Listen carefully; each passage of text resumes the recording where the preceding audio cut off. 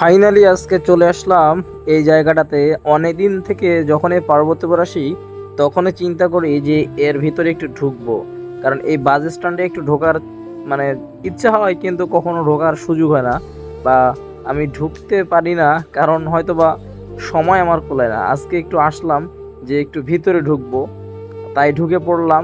জায়গাটা কিন্তু অনেক বড় আছে, এবং প্রায় এই রাস্তা দিয়ে রাস্তা দিয়ে যাওয়ার সময় ভাবি যে একদিন এখানে ঢুকবো, কিন্তু আসলে ঢোকা হয় না। যাই হোক, আপনারা যারা এই বাস স্ট্যান্ডে আসেন অবশ্যই জানাবেন যে আপনাদের এই বাস স্ট্যান্ডটা কেমন লাগে পার্বতীপুরের। ফাইনালি যখন আসলাম তখন ভালো লাগলো, কারণ এই জায়গাটা একটু অন্যরকম ফিল দিচ্ছে। আমার মনে হচ্ছে কোন স্টেডিয়ামে আছি, এত বড় জায়গা। আসলে কিন্তু মানে পার্বতীপুরের ভিতরে যে এত বড় জায়গা, আপনি যদি না আসেন তাহলে কিন্তু আসলে ভিতরে না প্রবেশ করলে মিস করবেন। হাতের ডান পাশে এটা হচ্ছে পার্বতীপুর পৌরসভা কার্যালয়। আর এই যে মাঠটা দেখতে পাচ্ছেন, আমি কিন্তু এর ভিতরে প্রায় কয়েক বছর আগে একবার আসছিলাম, কিন্তু আসা হয়নি। যাই হোক, আমার ভিডিও আপনাদের কেমন লাগে অবশ্যই জানাবেন, এবং ভালো লাগলে লাইক কমেন্ট শেয়ার দিয়ে পাশে থাকবেন।